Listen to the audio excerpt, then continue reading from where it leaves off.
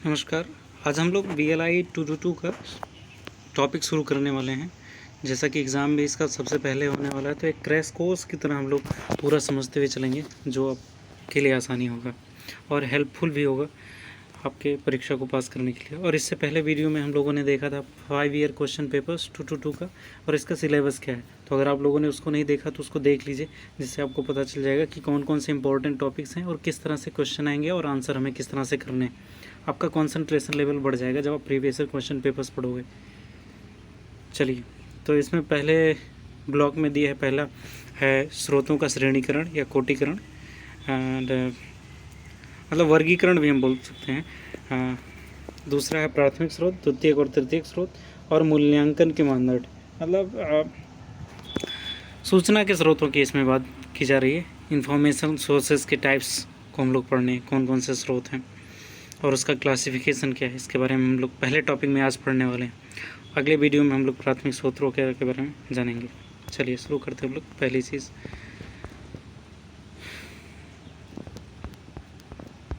ये पहले टॉपिक का है स्रोतों का संवर्गीकरण, मतलब क्लासिफिकेशन ऑफ सोर्सेस। तो इसमें कई टाइप्स दिए हैं। प्रलेखीय स्रोत मतलब डॉक्यूमेंट्री सोर्सेज, अप्रलेखीय स्रोत non documentary, printed, non printed, published, non published, primary, secondary and tertiary, ये सारी चीज़ें इसमें दी गई हैं। और प्लस 5 लोगों ने, 5 वैज्ञानिकों ने या विचारकों ने जो अपने विचार दिए हैं, वर्गीकरण किए हैं। ये अक्सर पूछा जाता। पहले जब हम लोग पेपर डिस्कशन कर रहे थे तो 2016 में सुब्रमण्यम के बारे में पहला ही क्वेश्चन था। फिर उसके बाद शायद 17-18 में ये ग्रोगन के बारे में पूछा गया था। रंगनाथन के बारे में भी शॉर्ट में पूछा गया था। अब ये वॉन एन स्मिथ और ये ग्लिजारवर्स्कीज़, इसके बारे में नहीं पूछा गया, तो इसका आ भी सकता है। तो ये बहुत इंपॉर्टेंट है इसको पढ़ना। तो ये है। नेक्स्ट अब हम लोग शुरू करते हैं कि ये क्या है। पहले तो हम लोग जान लेते हैं कि सूचना का स्रोत क्या होता है। तो ये इसके बारे में तो हम लोग पहले पढ़ चुके हैं, सूचना स्रोत के बारे में, कि जहाँ से हमें सूचनाएं प्राप्त होती हैं उसको बोलते हैं सूचना स्रोत। ये पुस्तकालय में प्राप्त हो सकती है, विद्यालय में प्राप्त हो सकती है, किसी बुक से प्राप्त हो सकती है, किसी व्यक्ति से प्राप्त हो सकती है, सोशल मीडिया से प्राप्त हो सकती है। तो ये सारे सूचना स्रोत हैं। बस उसका क्लासिफिकेशन किस तरह से किया गया उसको हमको पढ़ना अच्छे से। तो अभी भी जो आदिवासी समूह है, क्या आप कभी सोच सकते हो कि आदिवासियों को किस तरह से सूचना मिलती होगी? सेंटिनल द्वीप जो हमारा अंडमान निकोबार है, वो तो किसी से भी वास्ता नहीं रखते बाहरी दुनिया से, तो उनको सूचनाएं कैसे मिलती होंगी? बारिश की या अन्य चीज़ों की, बीमारियों की, इन सारी चीज़ों की। क्या उन्हें किसी भी चीज़ की ज़रूरत होती है तो उन्हें सूचना कौन देता होगा? क्या हम ऐसी कल्पनाएं कर सकते हैं? तो अभी भी गुफाओं, जो हमारा गुफाएं हैं, जैसे मध्य प्रदेश में या महाराष्ट्र में ढेर सारी गुफाएं हैं। अजंता और एलोरा की जो गुफाएं हैं, वहाँ पे हमें ढेर सारे चित्र मिलते हैं, नक्काशी की हुई दिखाई देती हैं, जहाँ पे उन्होंने अपने विचारों को अभिलेखित किया और वहाँ से हमें जानकारी मिलती है, सूचना मिलती है। दूसरा, उससे गुजरते हुए हम लोगों ने चिकनी मिट्टी पर अपनी बातों को अभिव्यक्त करना शुरू किया। हड़प्पा और मोहनजोदड़ो में ढेर सारे ऐसे चिकनी मिट्टी पे लिखी हुई चीज़ें मिलती हैं। फिर उसके बाद ताड़पत्र, चर्मपत्र, कपड़े पे, कागज़ पे, इन सारी चीज़ों पे। और वर्तमान समय में जब हम लोग डिजिटल क्रांति की बात करते हैं तो हम लोग इलेक्ट्रॉनिक माध्यम से सूचना को एक दूसरे तक पहुंचाते हैं। लेकिन ये लाखों करोड़ों साल का विकास का क्रम रहा है। एक ही झटके में ये सारी चीज़ें नहीं हुई। सबसे बड़ी क्रांति जो माना जाता है 1450 में, जब प्रिंटर का आविष्कार हुआ। मुद्रण, प्रिंटर को बोलते हैं मुद्रण, मतलब प्रिंट करने वाला। और प्रिंटिंग को हिंदी जो है मुद्रण है, और प्रिंट करने वाला जो प्रिंटर है उसको मुद्रक बोलते हैं। तो जब उसका आविष्कार हुआ तो पहले तो जो किताबें थी हस्तलिखित होती थी, चित्रों के माध्यम से। तो उसके बाद तो एक बहुत बड़ी क्रांति आ गई कि विश्व में जितने भी विज्ञान थे, जितने भी कलाएं थी, जितने भी ग्रंथ थे, उन सारी चीज़ों का प्रिंट होने लगा। और उसके बाद पुस्तकें, पर्चे, पत्रिकाएं, समाचार पत्र, ये सारी चीज़ें जन्म लेने लगी और हम सबके पास पहुंचने लगी। पहले मुनादी पिटवाया जाता था, मतलब कोई भी राजा का आदेश होता था तो एक व्यक्ति आता था, चौराहे पे खड़े हो जाता था, ढोल बजाता था, फिर वो जो आदेश होता था वो सुनाता था। लेकिन आज ऐसा है क्या? प्रधानमंत्री ने कुछ भी एक नया कानून पास किया कि तुरंत मीडिया के थ्रू हमें पता चल जाता है वो 370 धारा हट चुकी है, तुरंत कुछ ही सेकंड्स में हमें पता चल गया। ये कैसे हुआ? तो इसका जो विकास हुआ बहुत लंबा हुआ। तो ये इस तरह से कुछ धीरे धीरे विकास होते गए। तो स्रोत इस तरह से थे, बदलते रहे, सूचना के स्रोत इस तरह से बदलते रहे। तो उन्हीं स्रोतों का वर्गीकरण किस तरह से है, इसके बारे में आज हम लोग जानने वाले हैं। तो सबसे पहला जो वर्गीकरण के रूप में आता है, सबसे पहला जो चीज़ आता है उसको बोलते हैं प्रलेखीय स्रोत, या इसको अंग्रेजी में बोलते हैं डॉक्यूमेंट्री सोर्सेज। डॉक्यूमेंट्री मतलब इसको संदर्भ ग्रंथ भी बोलते हैं, रेफरल बुक्स भी बोलते हैं प्रलेखीय स्रोत को, क्योंकि यहाँ से क्या होता है, ये बहुत ही स्पष्ट होता है और ये लिपिबद्ध होता है, और जो प्रलेख के रूप में होता है उसको प्रलेखीय स्रोत बोला जाता है। इसमें क्वेश्चन लिखते समय अगर आप ये लिखेंगे कि ये लिपिबद्ध होता है, लिपिबद्ध मतलब बहुत ही संगठित सुव्यवस्थित होता है, तो एग्जामिनर को अच्छा लगेगा। और इसमें क्या क्या शामिल होते हैं इसके बारे में हम लोग जान लेते हैं। सबसे पहले तो पुस्तकें शामिल होते हैं, दूसरी पांडुलिपियाँ, पत्रिकाएँ, मानक, शोध प्रबंध, सम्मेलन में जो हमारा कॉन्फ्रेंस में कार्यवाही होती है, उसके बाद मीडिया को रिपोर्ट दी, कॉन्फ्रेंसेस, ये सारी चीज़ें होती हैं। स्मृति चिन्ह जो होता है, अभिनंदन ग्रंथ होता है, और प्रतिवेदन मतलब रिपोर्ट्स जो आती हैं, जैसे प्रतिवेदन मतलब रिपोर्ट्स, और आलेख जो होते हैं जैसे आर्टिकल्स जो लिखे जाते हैं, वो सारी चीज़ें इसमें शामिल है। डायरी जो होता है, पत्र जो होते हैं, आपने कई बार पढ़ा होगा हिंदी की पुस्तकें में, पिता का पुत्री के नाम पत्र, मतलब पंडित जवाहरलाल नेहरू ने इंदिरा गांधी को पत्र लिखा था, तो ये भी इसी के अंतर्गत आता है, प्रलेखीय स्रोत के, डॉक्यूमेंट्री सोर्सेज के अंतर्गत आता है। कंप्यूटर की फाइल्स जो होती हैं, डेटाबेस या प्रयोगशाला की जो स्मृति पुस्तक होती है, ये सारी चीज़ें इसके अंतर्गत आती हैं। दूसरी चीज़ होती है अप्रलेखीय स्रोत, मतलब कोई लिपिबद्ध नहीं, कोई संगठन नहीं, ऐसे ही बिखरा हुआ स्रोत। मतलब इसके अंतर्गत 3 चीज़ें आती हैं प्रलेखीय के अंतर्गत। नॉन डॉक्यूमेंट्री, सबसे पहला तो मानो, दूसरा आता है संगठन, कोई ऑर्गेनाइजेशन, और तीसरा होता है web, www, world wide web. ये 3 चीज़ें ही मुख्यतः आती हैं। कई अन्य पुस्तकें पढ़ोगे तो उसमें अब 4-5 चीज़ें दी हुई हैं, लेकिन मेनली ये 3 चीज़ें ही आती हैं इसमें, मानव, organisation and www, world wide web. ये 3 चीज़ें ही आती हैं। तो मानो, जैसे आपसे मैंने पूछा कि आपको कहीं जाना है, आप अक्सर रास्ता पूछते होंगे किसी से कि हमें इस जगह पे जाना है, आप रास्ता बता दीजिए। तो क्या वो संगठित है, क्या वो क्रमबद्ध है, कहीं लिखा हुआ है? नहीं, लेकिन मानो एक बहुत ही बड़ा सूचना का स्रोत है। ये कैसे हो सकते हैं? एक तो पेशेवर हो सकते हैं, सूचना अधिकारी, राइट टू इन्फॉर्मेशन, इसके द्वारा आप लोग कोई इन्फॉर्मेशन ले सकते हो, तो वो तो पेशेवर हो गए। सलाहकार, प्रधानमंत्री के पास कई सलाहकार होते हैं। चीफ एग्जीक्यूटिव ऑफिसर्स नियुक्त जो होते हैं, उनके लिए कई सलाहकार नियुक्त किए जाते हैं जो उन्हें सलाह देते हैं विभिन्न कार्यों के लिए। विशेषज्ञ, ये भी मानव का एक स्रोत है जो किसी भी चीज़ में विशेषज्ञ। अब APJ अब्दुल कलाम, वो वायुयान यांत्रिकी के विशेषज्ञ के रूप में वो कार्य कर रहे थे, और उन्होंने काफ़ी अच्छा कार्य किया था मिसाइलों के निर्माण में, प्रक्षेपास्त्र को बनाने में। तो ये विशेषज्ञ थे। संसाधन विशेषज्ञ भी होते हैं, विस्तार कर्मी या कार्यकर्ता होते हैं। ये किसी भी प्रतिष्ठान के जो प्रतिनिधि होते हैं, रिप्रेजेंटेटिव होते हैं, वो हमें एक अच्छे सूचना के स्रोत के रूप में होते हैं। तकनीकी सलाहकार, आप सुनते हो कि नीति आयोग के सलाहकार हैं, तकनीकी के ये सलाहकार हैं। कई बार समितियां बनाई जाती हैं कि इस समिति ने ये सलाह दिया। तो ये मानव आधारित हमारे पास सूचना का स्रोत होते हैं। आम जनता तो है ही अच्छा स्रोत। संस्थागत या ऑर्गेनाइजेशनल जो इंफॉर्मेशन सोर्स होता है, उसमें कई जगह होते हैं। एक तो अंतर्राष्ट्रीय अभिकरण, जैसे UNO हो गया, WHO ने इन्फॉर्मेशन दिया कि भैया जल्दी जल्दी लॉकडाउन लगा लो, कोरोना आ रहा है चीन से, तभी हमने बहुत ही अच्छे से कार्य किया। तो सरकारी मंत्रालय और विभाग वो हमेशा गाइडलाइंस जारी करते हैं। अभी देखो मौसम विभाग जानकारी कर रहा है कि दिल्ली में बाढ़ आ गया, उत्तर प्रदेश में बिजली से इतने लोग मर रहे हैं, तो सावधान हो जाइए, ये सारी चीज़ें।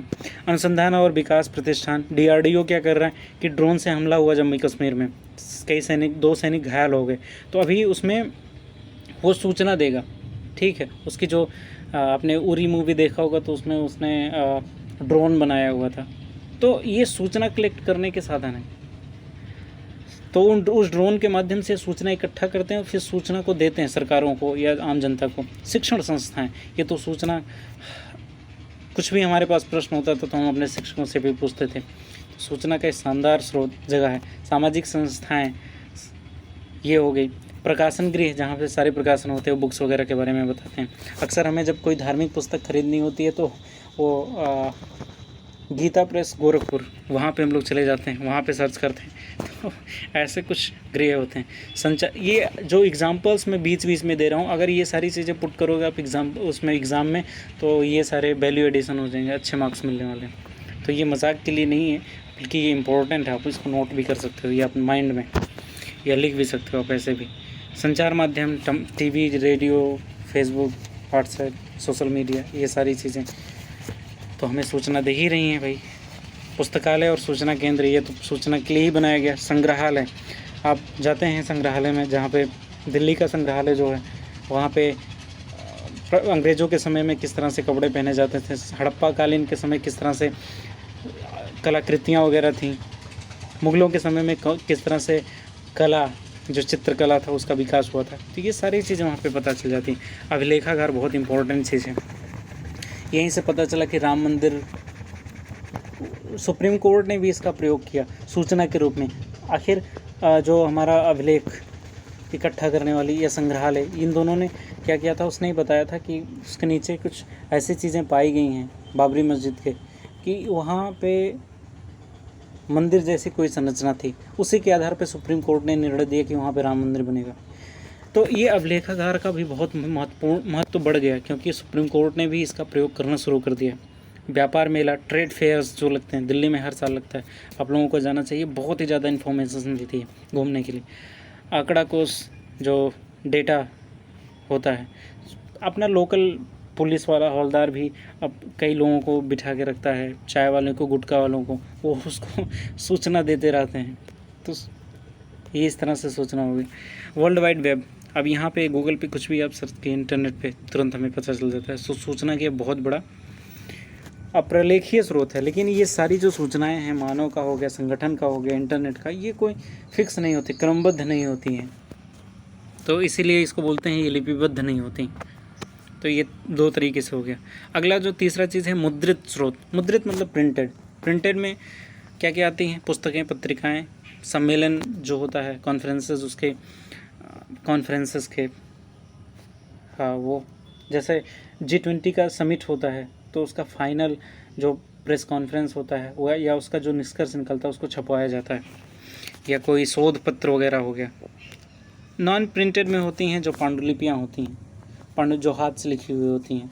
शोध का प्रबंध हो गया, वो भी हाथ से लिखी हुई या टाइप किया हुआ भी हो सकता है। डायरी हो गया, पत्र हो गया, फाइल्स हो गया।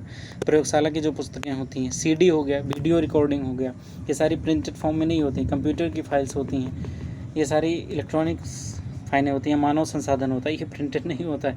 संस्थागत संस्थान या वर्ल्ड वाइड वेब, ये सारी चीज़ें प्रिंटेड नहीं होती हैं। तो एक इसमें कई बार अंतर पूछने के लिए क्वेश्चन आ जाता है, प्रिंटेड एंड नॉन प्रिंटेड सूचना स्रोत कौन से हैं।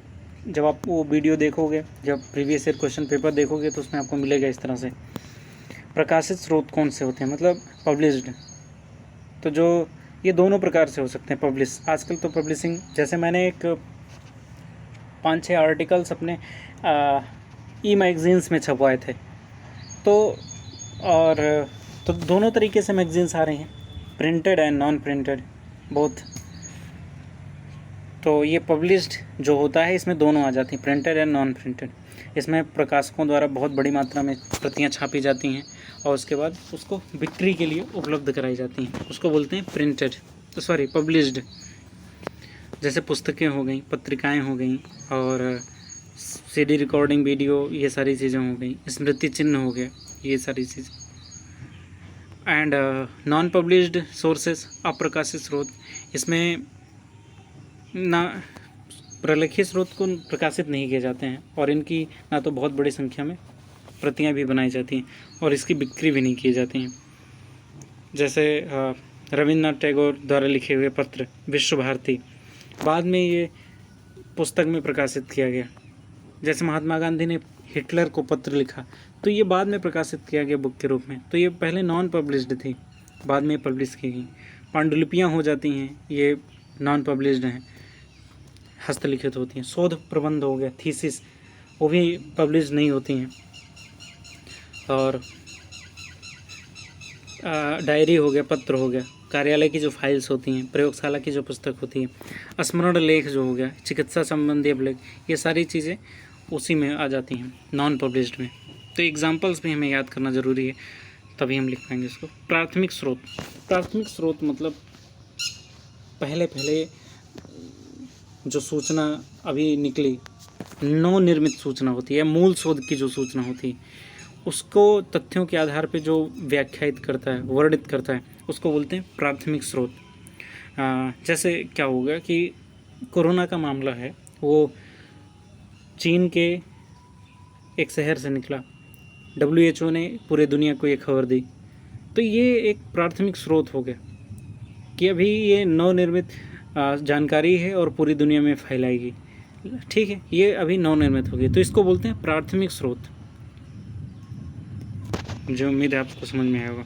दूसरा द्वितीयक स्रोत, जब प्राथमिक स्रोतों को हम व्यवस्थित और योजनाबद्ध तरीके से संकलित कर देते हैं तो उसको बोलते हैं द्वितीयक स्रोत।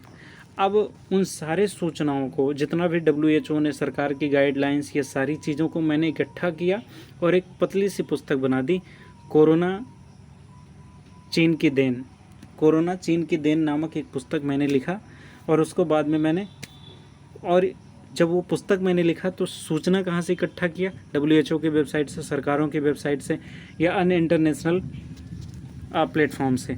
तो प्राथमिक स्रोत वो सारी चीज़ें हो गए, WHO की वेबसाइट, सरकार की वेबसाइट या अन्य प्लेटफॉर्म्स, वो प्राथमिक सूचना हो गए। लेकिन जो मैंने बुक लिखा वो सेकेंडरी सोर्स हो गया, द्वितीयक स्रोत हो गया। तो यही इसमें आ गया। आगे एग्जांपल्स इसको हम पढ़ेंगे, इसका जो सेकेंड यूनिट है और थर्ड यूनिट है, इसी का ब्रॉड डिस्कशन है। तो अभी मैं एग्जांपल्स भी नहीं दे रहा हूँ, वहीं पे हम लोग एग्जांपल्स पढ़ेंगे। इसके एग्जांपल्स बहुत इंपॉर्टेंट है, कई बार एग्जांपल्स ही पूछ लिए जाते हैं और उस पर शॉर्ट में 250 वर्ड्स में लिखना होता है। तृतीय स्रोतक क्या होते हैं कि जैसे भगवान श्री कृष्ण ने गीता का प्रवचन दिया और उसको व्यास मुनि ने लिख दिया, ठीक है, तो समझ लो जो व्यास के द्वारा लिखा हुई जो गीता है वो प्राथमिक स्रोत है।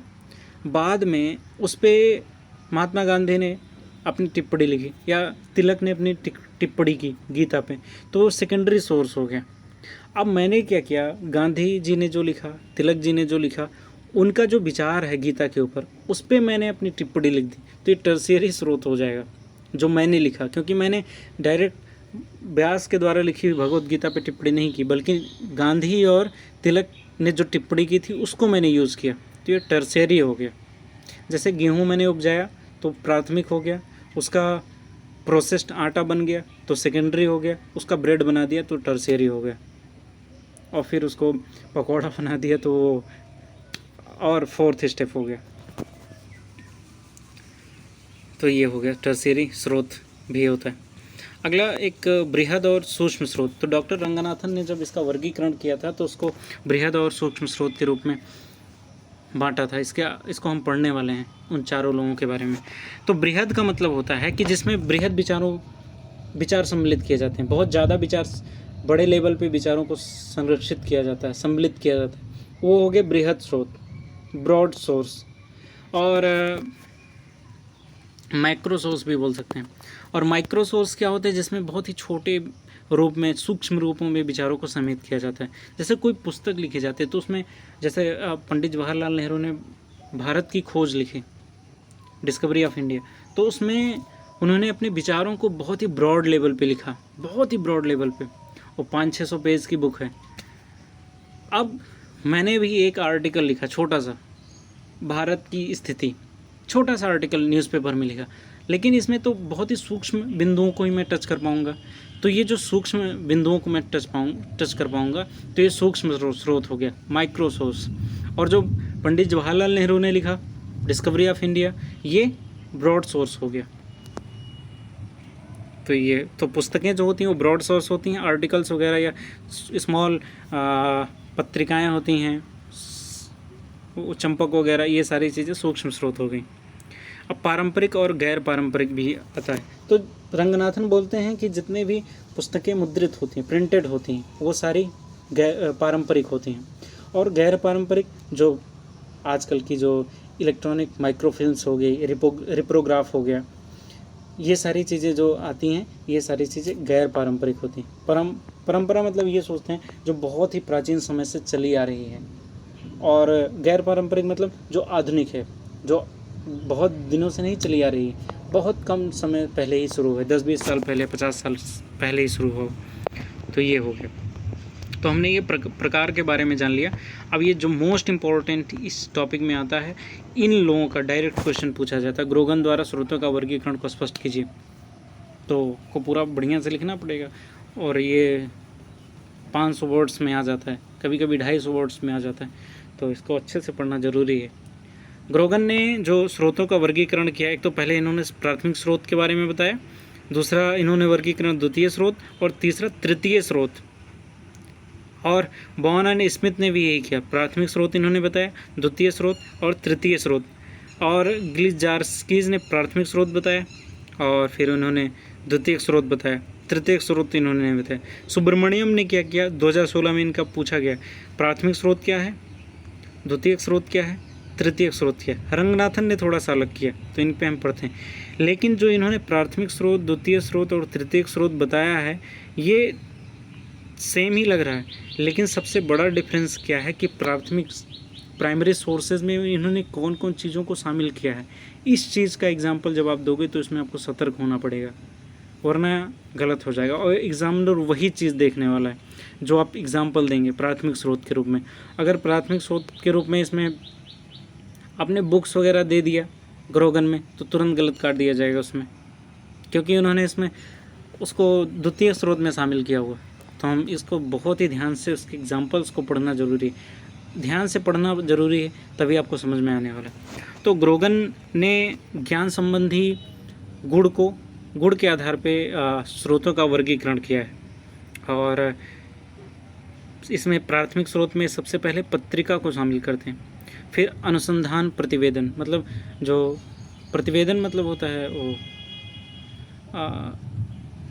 जो कोई भी रिसर्च होता है तो उसका जो पब्लिश किया जाता है उस चीज़ को, सम्मेलन की जो कार्यवाही होती है उसको प्राथमिक रूप में किया इन्होंने।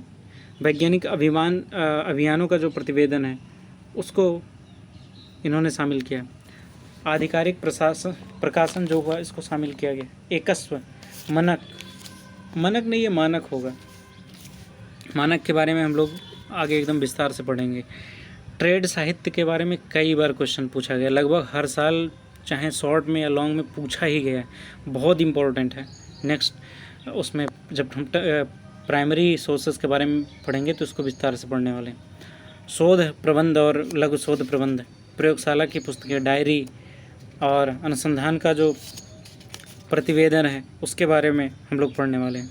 प्रतिवेदन का मतलब होता है रिपोर्ट्स, तो पत्र व्यवहार, ये सारी चीज़ें इसमें शामिल किया गया। और इसमें टिप्पणी भी है कि जो पत्रिका का यहाँ में मतलब है, इसका केवल वैज्ञानिक पत्रिका अंतर्गत आती है, और सभी नहीं, केवल जो प्राथमिक रूप से वैज्ञानिक पत्रिका आती है वही आती है इसमें। द्वितीय स्रोत में इन्होंने पत्रिकाओं को शामिल किया गया जो गैर प्राथमिक ना हो। और उसके बाद दूसरा है संदर्भ पुस्तकें, जैसे विश्वकोश हो गया और शब्दकोश हो गया, हैंडबुक हो गया, ये सारी चीज़ें इसमें जाती हैं। फिर उसके बाद विनिबंध या पाठ्य पुस्तकों को इन्होंने शामिल कर लिया है। अब इन सारी चीज़ों को इन्होंने द्वितीय स्रोत के रूप में माना है, पाठ्य पुस्तकों को भी। अगर पाठ्य पुस्तकें कई बार प्राथमिक स्रोत के रूप में लिखी जाती हैं, लेकिन इन्होंने द्वितीय स्रोत में लिखा गया, इसलिए इसको पढ़ना बहुत ज़्यादा ज़रूरी है। अगला तृतीय स्रोत में इन्होंने वार्षिकी, जो हर साल एक रिपोर्ट्स निकलती हैं उसको वार्षिकी बोलते हैं। निर्देशिकाएं जो होती हैं, या जो शोध की जो सूचियां होती हैं, सूचना के स्रोत की जो संदर्शिका होती हैं, ये सारी चीज़ों को इन्होंने तृतीय स्रोत के रूप में शामिल किया है। या संगठनों की जो मार्गदर्शिकाएं होती हैं, इसको भी उन्होंने इसमें शामिल किया है तृतीय स्रोत में। अब इसमें ग्रंथ सूचियां जो होती हैं उसको इन्होंने शामिल ही नहीं किया इसमें तृतीय स्रोत में, तो ये एक डिमेरिट है, ये लिखना ज़रूरी है। तो हमें इसको ध्यान देना पड़ेगा क्योंकि ये क्वेश्चन आना ही है, ये मानकर हम चलें। बहुत ही ज़्यादा चांस है इसके आने का, गारंटी तो नहीं है बट मोस्ट प्रोबेबली आ सकता है ये। इन पाँचों में से एक आ सकता है। तो जिसने शुरुआत में ही वीडियो देखकर छोड़ दिया होगा उसे पता ही नहीं चला होगा कि कौन से आ सकते हैं। तो जिन्होंने अभी तक सुना होगा तो उसको पता चला यस, तो पूरा ये वीडियो देखने का कोशिश करिए। वॉन और स्मिथ द्वारा स्रोतों का वर्गीकरण। अब इन्होंने भी 3 किया, प्राथमिक, द्वितीयक और तृतीयक, लेकिन इन्होंने कुछ और चीज़ों को ऐड किया है। देखते हैं क्या क्या ऐड किया इन्होंने। सबसे पहले इन्होंने पत्रिका को शामिल किया, अभिनंदन ग्रंथ को शामिल किया, सम्मेलन कार्रवाई जो कॉन्फ्रेंस रिपोर्ट्स होती हैं उसको शामिल किया इन्होंने, शोध प्रतिवेदन मतलब रिसर्च रिपोर्ट्स को शामिल किया इन्होंने, एकस्व मानक को स्टैंडर्ड्स जो जैसे FSSAI हो गया, food safety FSSAI food safety standard authority of India, इसके जो स्टैंडर्ड्स होते हैं, या ISO हो गया, इसके जो स्टैंडर्ड्स हो गए, ये सारी चीज़ें इसमें शामिल इन्होंने किया। लघु कोश प्रबंध हो गया, साहित्य हो गया, इसको इन्होंने शामिल किया।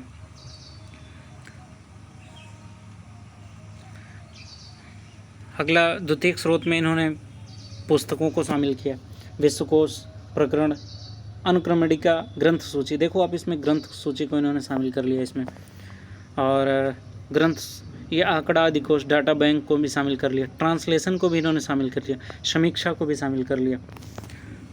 तो कहीं ना कहीं ग्रोगन से ये विस्तृत है इन्होंने। और जैसे पंचांग हो गए, वार्षिक निर्देशिकाएँ हो गए, पाठ्य पुस्तकें हो गई, इन सारी चीज़ों को इन्होंने शामिल नहीं किया द्वितीयक स्रोतों में। इन्होंने देखो पाठ्य पुस्तकें तृतीय स्रोत में ले आए। तो स्मिथ और इसने थोड़ा सा इसको ध्यान देना पड़ेगा वरना गलत हो जाएगा हमारी। तीनों वर्गीकरण तो हमें याद हो जाएंगे, प्राथमिक, द्वितीयक, तृतीयक, बट उसके एग्जाम्पल्स लिखने में बहुत ही सावधानी हमें बरतनी पड़ेगी। गिल जार्किस ये एक रशियन वैज्ञानिक थे और इन्होंने भी प्राथमिक स्रोत के बारे में बताया। तो इनका देखते हैं क्या इन्होंने बोला। विनिबंध के बारे में बताते हैं, कागजातों का संग्रह, ये बहुत ही शानदार चीज़ इन्होंने जो ये दिया, कागजातों का संग्रह। कई कागजात होते हैं, जैसे शोध पत्र इसमें आ सकते हैं, या अन्य जो न्यायालय से रिलेटेड जितने भी कागजात आते हैं। तो ऐसी चीज़ें जिसका वर्गीकरण ही नहीं हो सकता, उसको किसी विषय से संबंधित नहीं रखा जाता, उन्होंने लिख दिया कागजातों का संग्रह। तो इसके लिए इनको बहुत ही तारीफ मिली थी। सम्मेलन कार्यवाही हो गया, पाठ्य पुस्तकें इन्होंने देखो प्राथमिक में ही जोड़ दिया कि ये प्राथमिक स्रोत है। आधिकारिक प्रकाशन, तकनीकी प्रसूची, सूचना पुस्तिका, वैज्ञानिक तकनीकी रिपोर्ट्स, तो समाचार पत्र को भी इन्होंने जोड़ा, स्टैंडर्ड्स को जोड़ा, डाटा फाइल्स को भी जोड़ लिया इन्होंने। अगला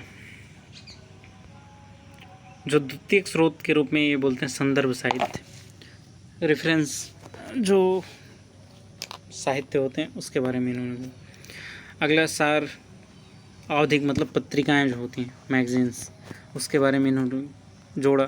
और आविष्कार विज्ञप्ति जो होता है, जो कोई भी आविष्कार होता है तो प्रेस कॉन्फ्रेंस करके सब कुछ बताया जाता है, तो जो विज्ञप्ति होता है उसको द्वितीयक स्रोत के रूप में इन्होंने जोड़ा। पुस्तकालय की जो प्रसूची होती हैं उसको भी इन्होंने जोड़ा। तो इन्होंने दो ही चीज़ किया, मतलब हाँ, तृतीय स्रोत की इन्होंने बात ही नहीं की। सुब्रमण्यम द्वारा स्रोतों का वर्गीकरण, मैंने बताया ही था कि इनका आ चुका है प्रश्न। तो प्राथमिक स्रोत क्या होता है, तो प्राथमिक स्रोत में इन्होंने प्रयोगशाला पुस्तक सबसे पहले इन्होंने ये रखा, डायरी, निर्देश, टिप्पणियाँ रखा, चिकित्सा संबंधी जो अभिलेख होते हैं उसको रखा उन्होंने, लेटर्स को इन्होंने रखा, और जो वीडियो टेप हो गया या कोई यंत्र जनित जो चीज़ें हैं उसको रखा इन्होंने। कई फ़ोटो कॉपीज़, जैसे प्रतिलिपियाँ मतलब फ़ोटो कॉपी होती है, कोई व्याख्यान या विचार विमर्श जो होता है उसकी जो चीज़ें होती हैं उसको इन्होंने पहले में रखा। और ऐसे ही ये सारी चीज़ें आप देख सकते हैं, न्यूज़लेटर्स वगैरह, कंप्यूटर प्रोग्राम, संकेतावली, ये सारी चीज़ें इन्होंने रखा। द्वितीय स्रोत के रूप में इन्होंने ग्रंथ सूचियों को शामिल किया। किसी भी चीज़ के समरी, सार को, अनुक्रमणिका मतलब इंडेक्सिंग, इसको भी उन्होंने इंडेक्सिंग, किसी भी चीज़ का इंडेक्सिंग हम तभी बनाएंगे ना जब उसका कोई प्राथमिक स्रोत होगा। तो ऑब्वियस सी बात है ये सेकेंडरी सोर्स होगा इंडेक्सिंग। लेकिन कई लोगों ने इंडेक्सिंग शामिल ही नहीं किया, इन्होंने शामिल किया। तो शब्दकोश को इन्होंने द्वितीय में शामिल किया। तालिकाएँ, छोटी पुस्तक, वार्षिकी, पंचांग, समीक्षाएँ, पाठ्य पुस्तकें, ये सारी चीज़ें उन्होंने शामिल किया। तृतीयक स्रोत के रूप में इन्होंने ग्रंथ सूचियों को रखा, साहित्य संदर्शिका को रखा, ये चीज़ हो गई। रंगनाथन ने जो वर्गीकरण किया ये शानदार था। इन्होंने जो 2 दृष्टिकोणों से इन्होंने किया, एक तो अंतर्निहित विचारों की मात्रा के आधार पे और दूसरा अभिलेखन माध्यम के आधार पे। तो सबसे पहले इन्होंने बृहद और सूक्ष्म की बात की। सिंपल सा बात, 4 चीज़ें इन्होंने बात की, वही हमें याद करने जा। रंगनाथन का तो बहुत आसान है और पूछा एक भी बार नहीं है। हो सकता है पहले पूछा गया हो, मैंने 5 ही साल का देखा, हो सकता है उससे पहले भी पूछा गया हो। तो ये भी इम्पोर्टेंट है पढ़ना, हो सकता है आ जाए ना पूछा गया हो। तो बृहद का मैंने मतलब समझा ही दिया, जिसमें अधिक विचारों का वर्णन हो, एक प्रलोक के रूप में सारे विचारें हों, जैसे पुस्तक हो गया। सूक्ष्म विचार में जैसे आर्टिकल्स वगैरह छपते हैं, जिसमें बहुत ही छोटे स्तर पे विचार रखे जाते हैं, तो ये मैगजीन्स वगैरह होंगे। और दूसरा हो गया परंपरागत और गैर परंपरागत। जो प्रिंटेड हैं वो परंपरागत, नॉन प्रिंटेड गैर परंपरागत, इसके बारे में इन्होंने बता दिया। और जैसे गैर कागज़ में ध्वनि हो गया, वीडियो रिकॉर्डिंग हो गया, चित्र हो गया हाथ से बना हुआ, और या इलेक्ट्रॉनिक जो चीज़ें हो गई, ये सारी चीज़ें इसमें आ जाती हैं। एक और भी प्रश्न पूछा गया है जो बहुत ही इंपॉर्टेंट है। संवर्गीकरण में एक मतता का अभाव है। जो क्लासिफिकेशन है उसमें सर्वसम्मति नहीं है, इट इज़ नॉट यूनिवर्सल। तो इसके बारे में जब पूछा गया था तो इसमें हम एक एग्जांपल्स लेकर हुए चल सकते हैं। जैसे पाठ्यपुस्तकें हो गई, तो पाठ्यपुस्तकों की अगर हम लोग बात करें कि किस तरह से लोगों ने अलग अलग किया। ग्रोगन ने कुछ पाठ्यपुस्तकों को अलग जगह पे किया, रंगनाथन ने कहीं अलग किया, एंड स्मिथ ने कहीं अलग किया, ग्लिजारवास्कीज ने कहीं अलग किया। तो इस तरह से हमें बताना पड़ेगा, उसी का हम इसको बता सकते हैं। जैसे पाठ्यपुस्तकों में हम लोगों ने इसमें ग्लिजारवास्कीज में प्राथमिक स्रोतों के वर्ग में इसको सूचीबद्ध किया। ग्रोगन और सुब्रमण्यम ने द्वितीय स्रोत में कर दिया, बॉन और स्मिथ ने तृतीय स्रोत में कर दिया। तो यदि हम पुस्तकों के बारे में सोचें तो जो पुस्तक होता है वो मौलिक स्रोत नहीं होता है। सिंपल सी बात है। पाठ्यपुस्तक जो बनाए जाते हैं वो कई स्रोतों से लिए जाते हैं, तब वो पाठ्यपुस्तक बनते हैं। तो इसको सेकेंडरी स्रोत में रखना चाहिए। जैसे वो न्यूटन ने जो थ्योरी दिया था, अपना ग्रेविटी का जो सिद्धांत दिया था, तो द प्रिंसिपिया अपनी उनकी जो पुस्तक थी उसमें उन्होंने लिखा था। तो ये जो पुस्तक है ये जो पुस्तक है ये प्राथमिक स्रोत हो सकता है। लेकिन मैंने जो गीता का एग्जांपल दिया, गांधी ने जो गीता के ऊपर लिखा, तो ये जो पुस्तक है ये नहीं होगा, ये सेकेंडरी स्रोत में होगा। तो इसलिए नहीं बन पाता है, सामंजस्य नहीं बन पाता है। अगर हम लोग मोनोग्राफ्स के बारे में देखें तो जो अनुसंधान होता है, अनुसंधान जो होता है वो प्राथमिक स्रोत माना जाता है, जिसको ग्लिजारवास्कीज ने प्राथमिक स्रोत माना, सुब्रमण्यम और ग्रोगन ने उसको द्वितीय स्रोत माना। अब वास्तविकता क्या है? जो अनुसंधान होता है उसमें ज़्यादातर चीज़ें वो प्राथमिक स्रोत, जो निष्कर्ष निकलता है या जो परिणाम आता है, जो सर्वे होता है, वो प्राथमिक स्रोत होता है, उसको प्राथमिक स्रोत हम लोग कह सकते हैं। लेकिन जब उन सूचनाओं को इकट्ठा करके और एक रिपोर्ट तैयार किया जाता है तब वो सेकेंडरी सोर्स हो गया। तो इसमें भी कन्फ्यूजन हो गया, तो वो सेकेंडरी सोर्स हो गया, इसलिए कन्फ्यूजन बढ़ जाता है। अगला जो वार्षिकी होता है, मतलब जो एक साल पे रिपोर्ट्स निकलती रहती हैं, तो सुब्रमण्यम ने उसको द्वितीय स्रोतों में रखा, ग्रोगन ने तृतीय पे। तो क्या ये वार्षिकी जो होता है ये द्वितीय और तृतीय में हो सकता है? ये पहली चीज़ तो ये प्राथमिक नहीं हो सकता। और गिलजारवास्कीज ने तो इसका उल्लेख ही नहीं किया, तो ये प्राथमिक तो नहीं हो सकता, क्योंकि ये कई स्रोतों से लेकर बनाया जाता है। क्या ये द्वितीयक हो सकता है? यस, हो सकता है, क्योंकि जो संदर्भ साहित्य हो गए, लाइब्रेरी में कितनी पुस्तकें आई, उन सब की सूची हमने बनाई पूरे 1 साल का, तो वो क्या हो गया? द्वितीयक हो गया।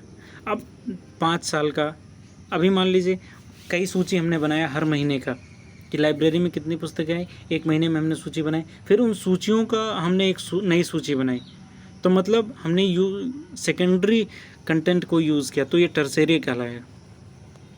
तो ये सारी चीज़ें होंगी। इसी तरीके से जो रिसर्च रिपोर्ट्स होती हैं, ये सारी चीज़ें हैं,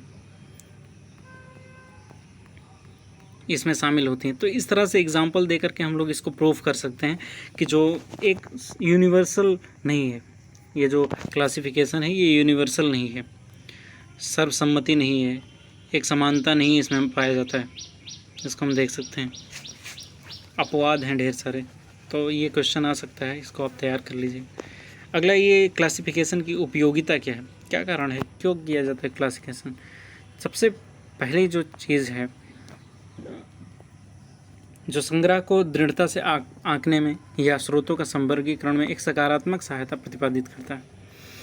जैसे कोई भी हम लोग उदाहरण ले सकते हैं, अगर उसको क्लासिफाई ना किया जाए तो आगे चलकर समस्याएं हो सकती हैं। दूसरा, इसका उपयोग करके हम किसी भी विषय क्षेत्र की जानकारी प्राप्त कर सकते हैं। उसका वर्गीकरण करके हम ये भी प्राप्त कर सकते हैं कि उस क्षेत्र में कितना ज़्यादा रिसर्च हुआ है। अगर किसी भी विषय में बहुत ही ज़्यादा टर्शियरी चीज़ें मिलती हैं, गीता की अगर ढेर सारी बुक्स मिल रही हैं तो इसका मतलब गीता पे रिसर्च ज़्यादा हुआ है। लेकिन अगर आयुर्वेदा पे ज़्यादा बुक्स नहीं मिल पा रही हैं, उसके प्राथमिक स्रोत ही मिल रहे हैं, चरक और सुश्रुत के बाद आगे नए वैज्ञानिक नहीं मिल रहे हैं उस पर सोचने वाले, तो इसका मतलब कि उस पर टर्शियरी लेवल पे ही है आयुर्वेदा, तो इस पर हमें वर्क करने की ज़रूरत है। तो ये उसका उपयोगिता है। तो ये वर्गीकरण के बारे में हमने पूरा पढ़ा कि वर्गीकरण क्या क्या है, इसके टाइप्स क्या कौन कौन से हैं। और तो ये पहला यूनिट हमारा ख़त्म होता है। अगले यूनिट में हम लोग प्राथमिक स्रोत के बारे में बहुत ही विस्तार से पढ़ने वाले हैं, जिसमें कई चीज़ें बहुत इम्पोर्टेंट हैं। जैसे व्यापार साहित्य हो गया, ये कई बार पूछा गया है। ये जो व्यापार साहित्य दिया हुआ ये बहुत बार पूछा गया है, बहुत इंपॉर्टेंट चीज़ है। तो इसके इन सारे एग्जांपल्स को पढ़ेंगे हम लोग बहुत ही विस्तार तरीके से। बहुत बहुत धन्यवाद।